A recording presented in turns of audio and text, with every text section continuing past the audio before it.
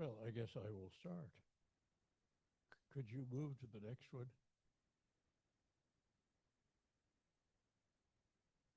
We have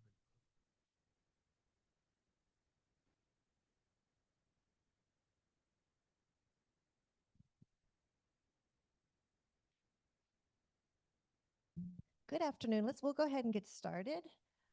Thank you for coming. If you have a cell phone, if you can silence it, it'll be greatly appreciated. For those on Zoom, please stay muted and ask your questions in the chat after the talk. Greatly appreciated. And so here we go with Richard McMaster. if you would give me the first of those. Oh, hello. No, there we are. Yeah, very good. All right. Well, good to be back and see everybody here. Could you bring me to the first one of these, Pam? All right, good. We have been talking considerably about redefining the empire in the 1760s. And in this period, 1764, 1766, Britain found herself with a vast new territory in North America, but also in the West Indies and elsewhere around the globe. The East India Company had expanded its territory at the expense of the French. And so it created new problems. And some of them we've talked about already. One of them was that in order to police this new territory, vastness in North America particularly, that now runs from Nova Scotia through to almost Manitoba and south to New Orleans, the British felt the need for a military presence. And that raises the specter then of where will the headquarters be? Will it be in New York? Will it be in Boston? How will they obviously have to have some kind of military headquarters. And that raises the specter then of no standing army in times of peace. So there's friction over the military from the very beginning. And then similarly, there is the problem of excuse me, I'm just sorry. There's the problem of smuggling, which has been going on for a long time. But like any law, it costs money to enforce it. So we will have another kind of friction that will last through this period because the Sugar Act, passed in 1764, put a very heavy tariff of a kind we've been hearing a great deal about more recently, and on imported non-British West Indian sugar and molasses. The problem was that just as in England, smuggling had been raised to a fine art, so especially in the North American colonies. So how do you enforce that? Well, you need trusted customs agents. And one way to provide that was to have customs agents who were answerable to Britain and not to the local authorities. So this will be a cause of friction all through. And the Sugar Act is significant for another reason, that it was accepted by the colonies as regulation of trade. That's all right. But as we will well, actually, we've already seen in the Stamp Act, there was great resistance to anything that looked like a direct tax. And while Britain came out of the 7 Years' War with a great deal of additional territory and additional expenses, they also came out of a war with an enormous national debt. And they had imposed taxes during the war in order to pay for some of the expenses of, of carrying on what was really a world war. And one of the ways that they imposed taxes was on land. So you had a 2-shilling tax on, you had a 2-shilling tax, 2 shillings in the pound on the valuation of property. Now, if you had property worth not very much, you had a small freehold farm, something like that, well, it was going to be a burden, obviously, because you have a much smaller income. But if you were one of the people who were most clearly represented, both in the House of Commons and in the House of Lords, you owned 10,000, 20,000, 50,000 acres. So putting an extra shilling on the valuation of your property, if they could take that off, that would give you a very nice return of money that you didn't really want to pay into the exchequer anyway. So this becomes a major issue because the repeal of that wartime tax is being pushed strongly by everybody in Parliament, because these are the people they really and truly represent. So one thing that they did as an answer was to look to the colonies. And the problem here is it's very much like other really current events.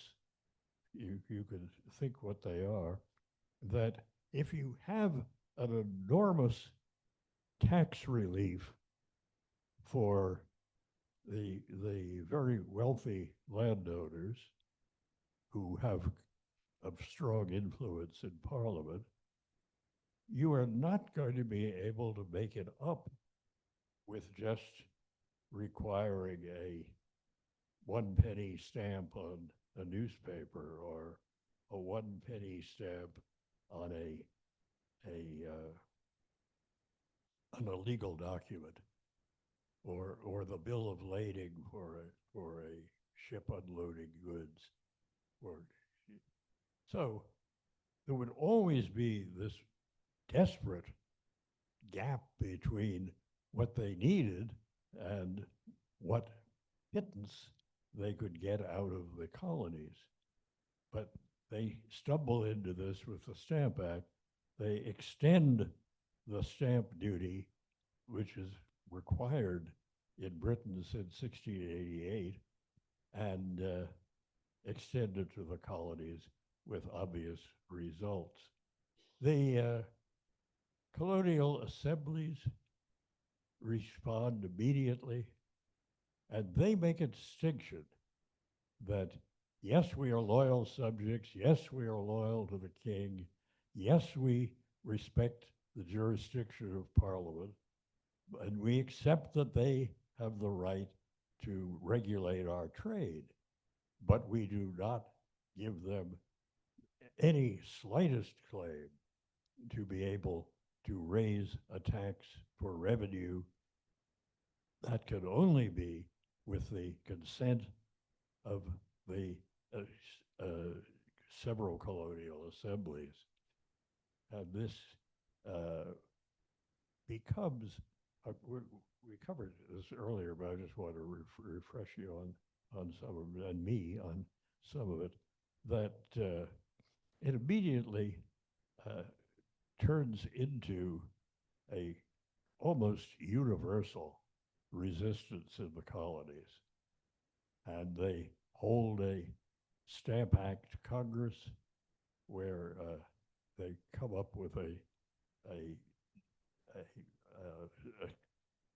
couple of documents, one to the Crown and one to Parliament, that are both written by John Dickinson of Pennsylvania, and they make that claim that only the legislatures can do this, and they call on individual and across the colonies to refrain from importing British goods. And this works amazingly well. It's even at the very beginning, it's a kind of sloppy, haphazard way, with New York being the first, and then Boston and Philadelphia rather reluctantly coming along. But by the summer of 1765, we have something like a solid non-importation agreement. This is supported by the British merchants, called the America merchants, who shipped goods to the American colonies. And they say, right, we will not ship anything to the American colonies. We're standing firm with them. And they were pushing the people who are really middlemen, who oversaw the making of cloth and nails and all sorts of iron and steel goods and so on, which are mostly done in as sort of home industry, household occupation. So they push them, and they say, we will not send anything to America. And the burden then falls on the people who actually made the cloth in their home. And as always, it's the working class that gets hit hardest, no matter what you're doing here.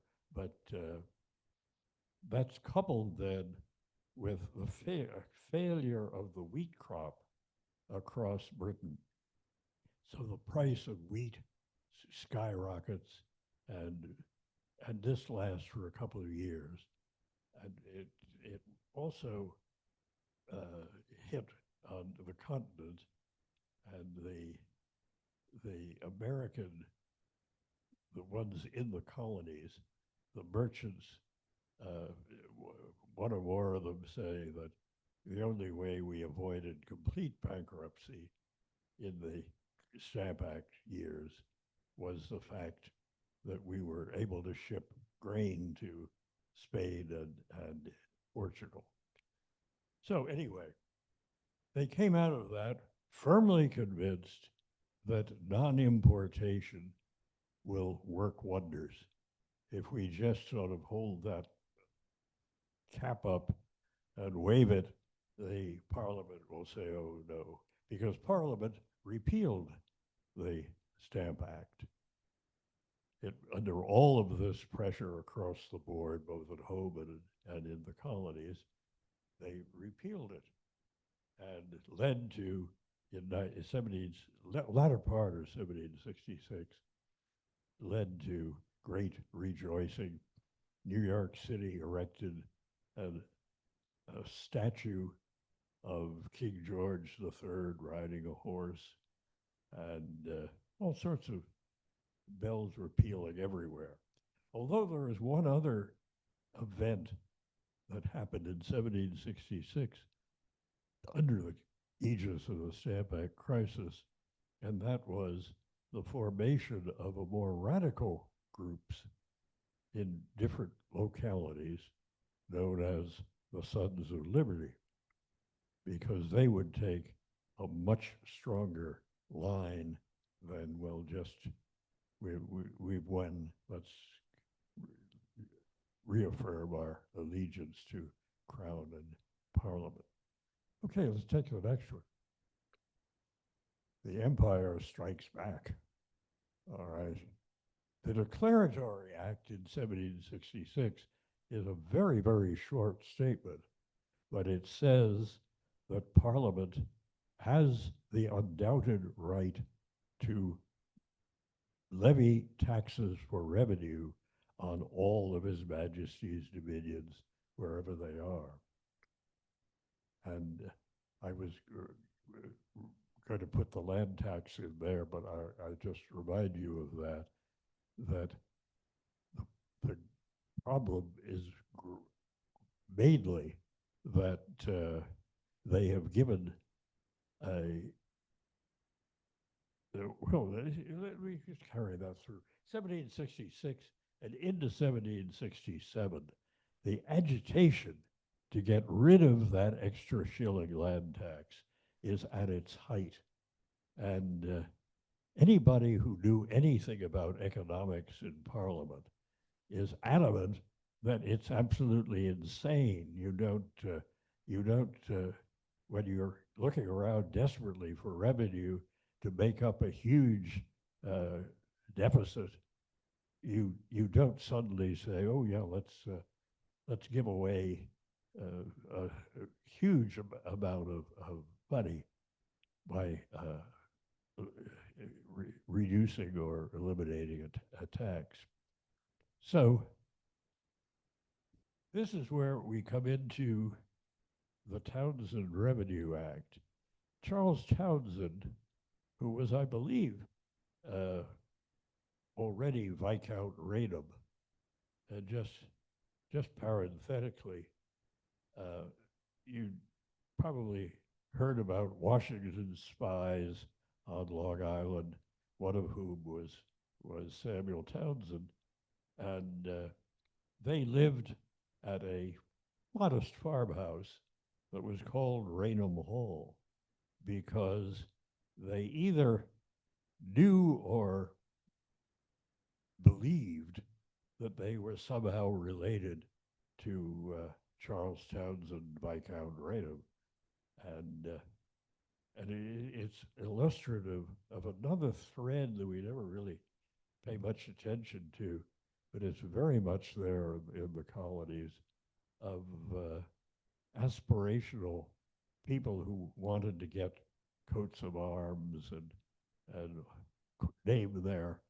their plantation for some great country house in Britain and so on.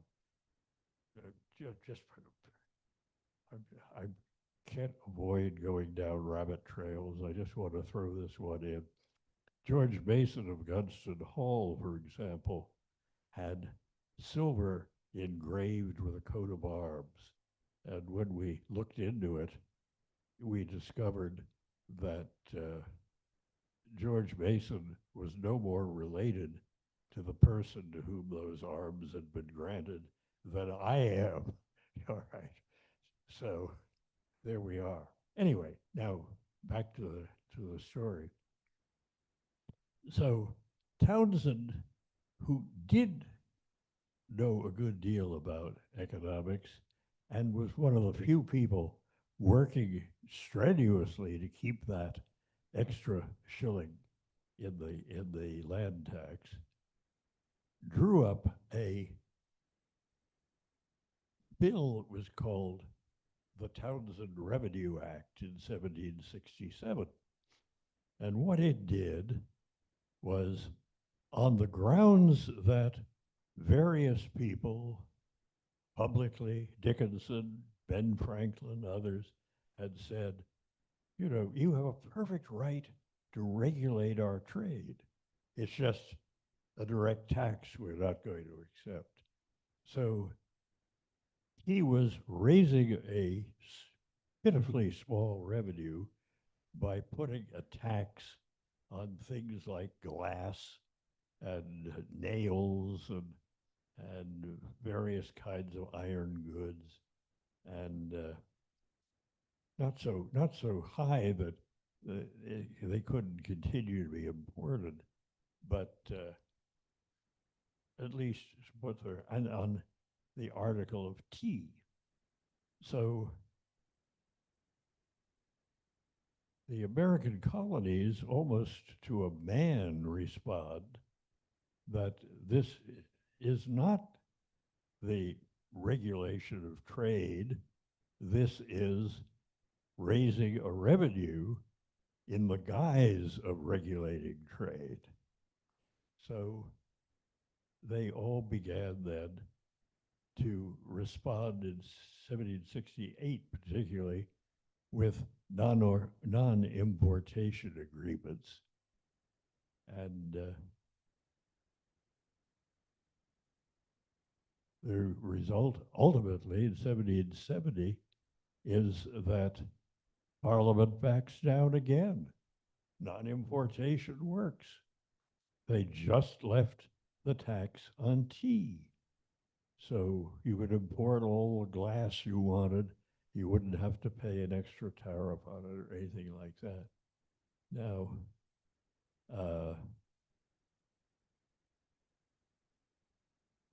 we already have the problem, however, in 1768 on, of how do you enforce non-importation? Because in 1766, faced with the Stamp Act, it was pretty universal. Nobody was saying, "Oh no," but it became very difficult because they were always voluntary after that.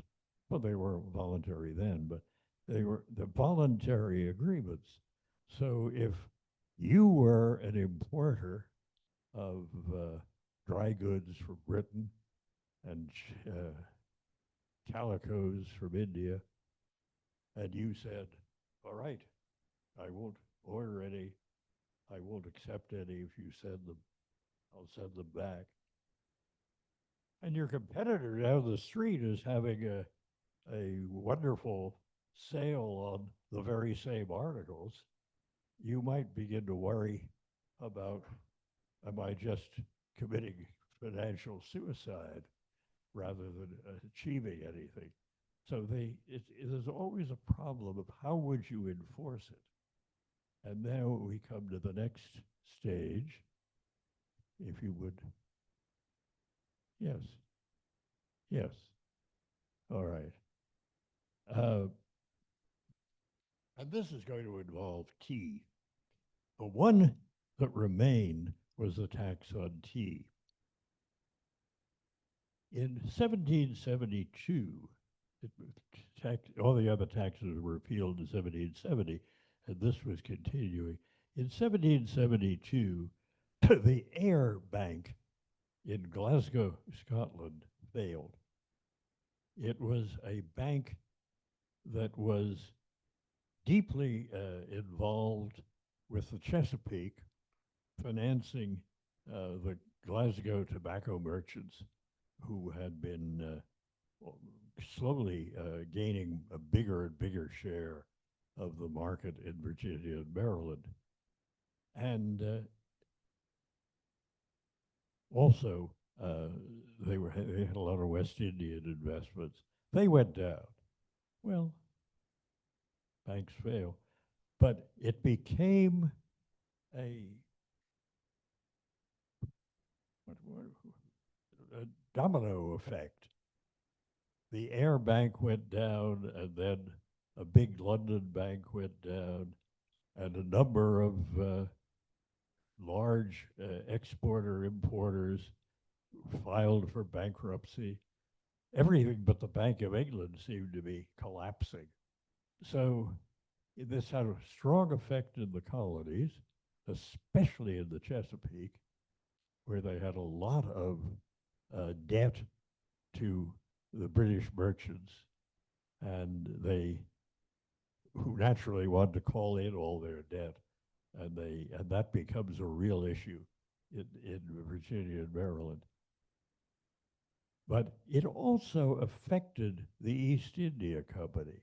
East India Company had for many, many years, it's a private company, but it had a huge government subsidy.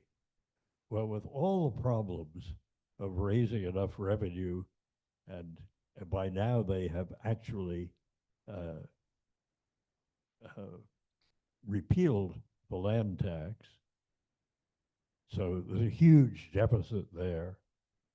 And with all these problems, the Parliament said we couldn't possibly pay our regular subsidy to the East India Company.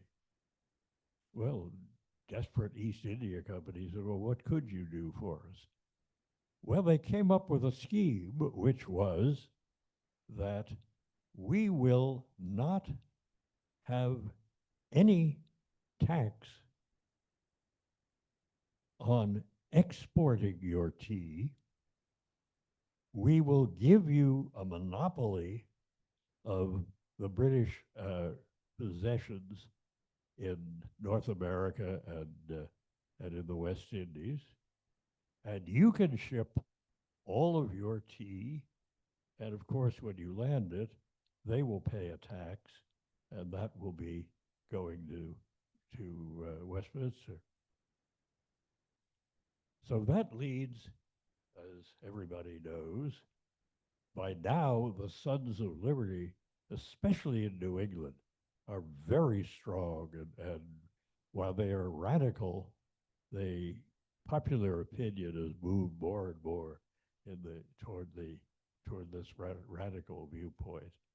So they, disguised as Mohawk Indians, go out and destroy a number of cases of tea.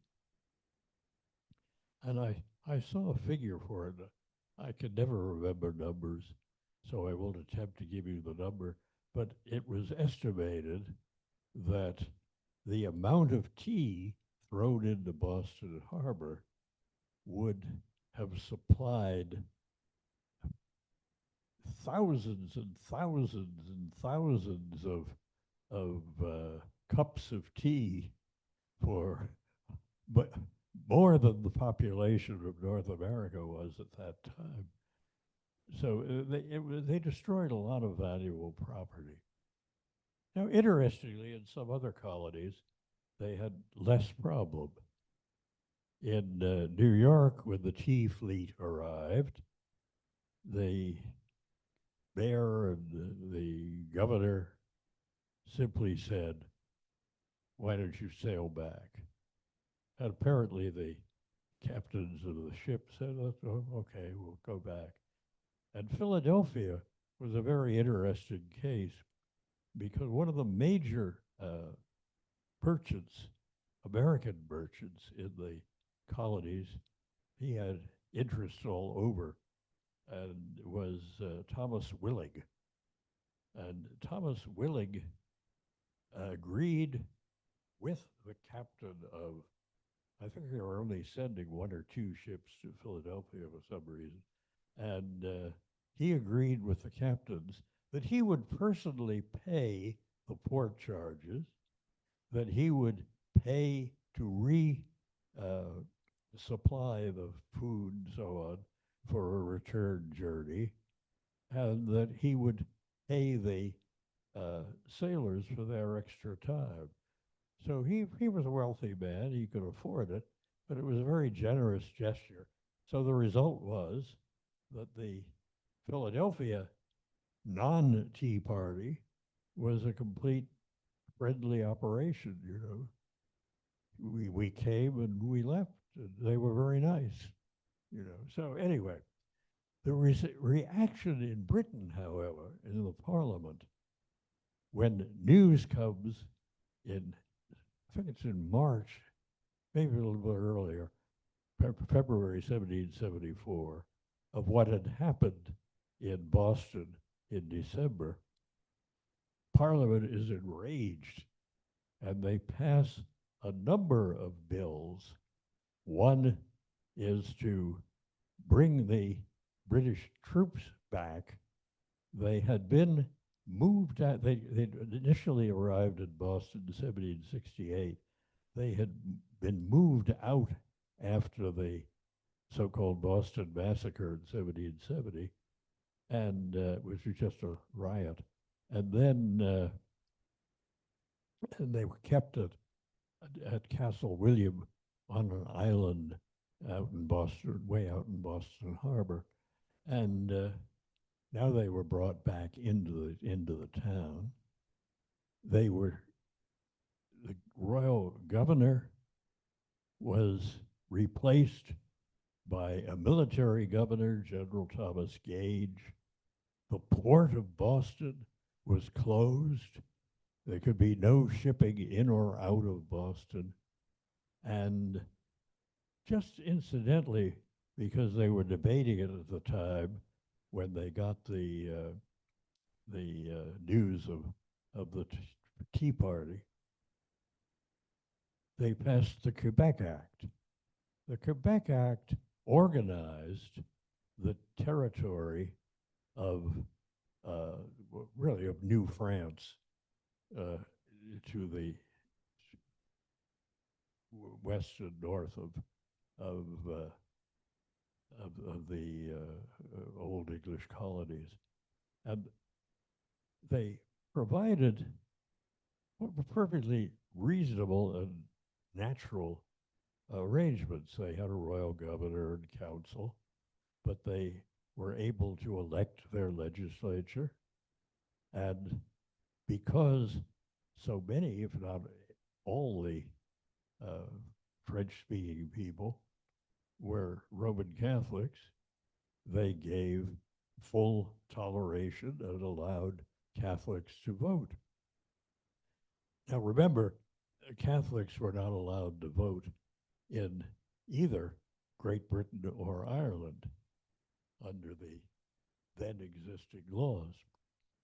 So this became another issue that people objected to. The Parliament has now not only thwarted us in our natural rights, they are also raising up the specter of the Pope and Catholicism as taking over the British Empire. So there's a lot of noise about that. And then we come to, where am I here? Oh, yeah. All right, now, the county resolutions.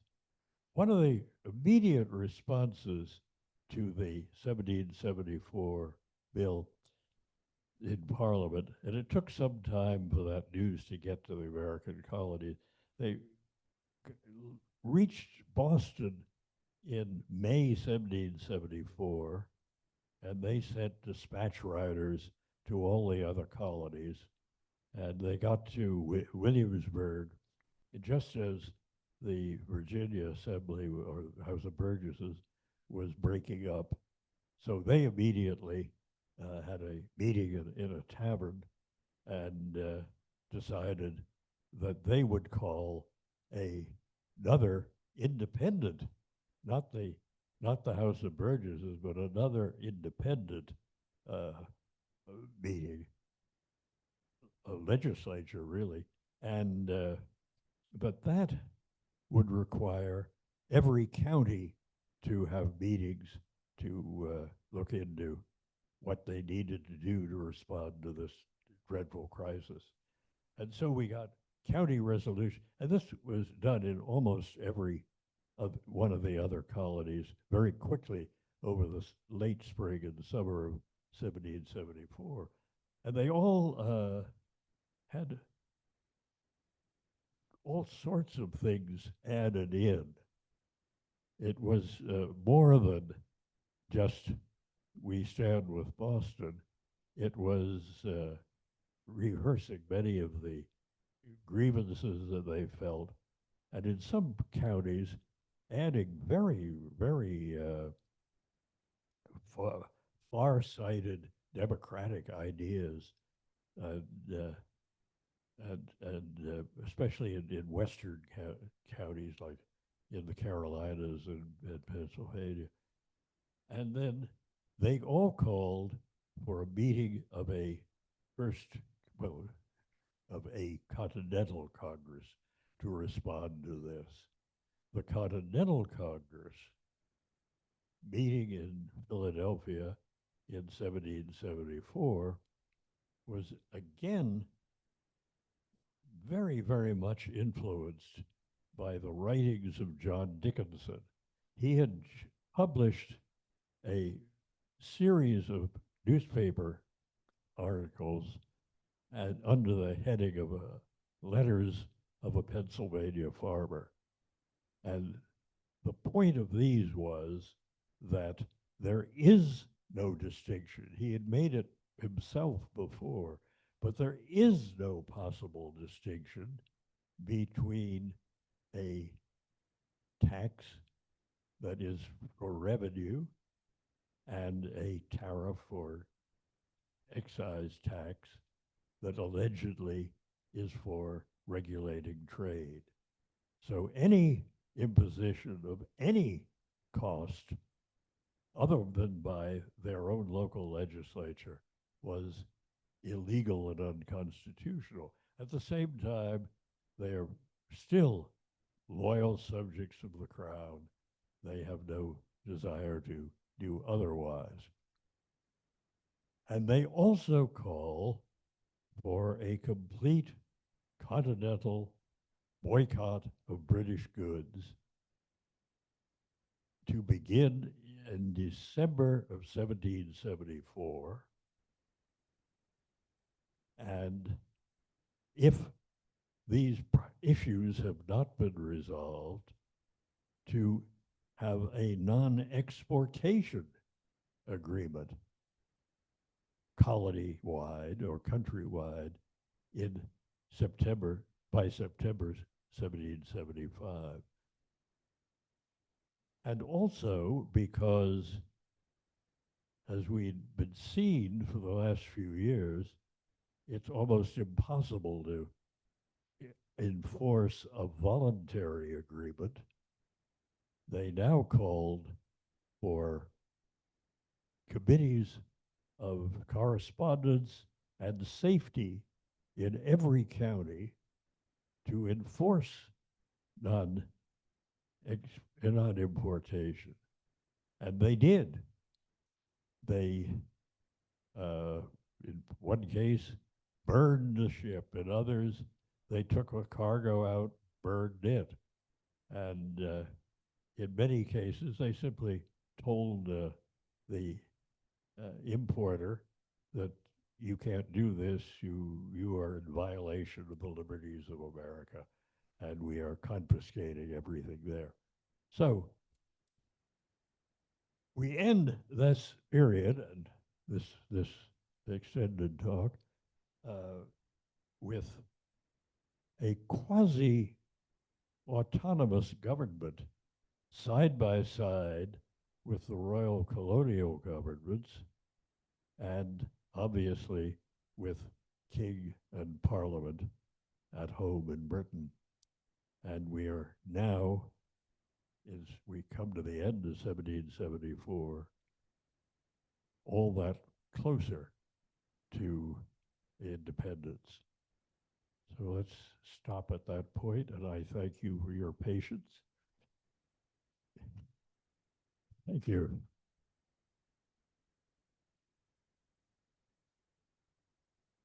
We've got some good questions. Questions or comments?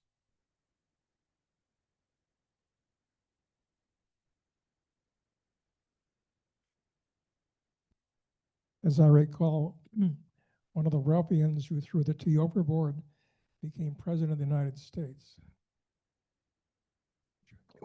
I didn't quite catch it. One of the ruffians, that's the Okemec salute, you know, like that. One of the ruffians who threw the tea overboard became president of the United States. That was. I still didn't catch it, but that's. Uh, I find my hearing is. oh, okay. Well, Sam Adams Right. threw the tea overboard, and he later became president. That was the guy. What?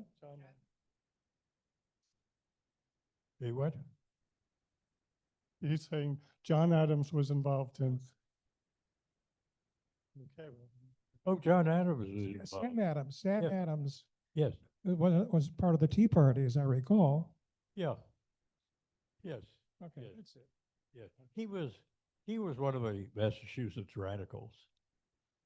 He was a good lawyer, so he had defended the soldiers who had fired on the mob that was throwing rocks at them, and got them off. But he was still pretty radical. other comments or questions? I wasn't here last week or previous weeks, but it seems to me that the industry of New England in particular depended upon slavery, and particularly importing of goods from the Caribbean. Could you address that in this context? Yeah, yeah. They always had a very vigorous rum and sugar refining business in many of the port towns. And of course, most of their exports went, such as they went to the West Indies. So there was a symbiotic relationship with the dried codfish and mackerel, barrels of mackerel and things like that. And so New England had, I discovered just about a year ago, New England in this period was a net importer of grain. They didn't grow enough wheat, so they had to import a lot of the flour and wheat and so on, just as the West Indies did. So, they're very much tied together. And so, Great. Other comments or questions? Paul, oh, there's another Joe. Thank you, Richard. This is, as usual, very, very fascinating. On the West Indies, I think it was Newport became extremely wealthy Oh, because yes, of the yes. rum industry. Yes, yes. And some of that wealth carried over for years because it was the center of the rum producing, I think, that came from the sugar from the West Right. Indies. New- Is that Newport- correct? Newport was also one of the principal slave trading ports in Yes. the British Atlantic. It was up there with Liverpool and Bristol. Bristol, yeah. Charleston took a lot too, but basically those four. So there was another comment back there. Somewhere else a comment? Okay.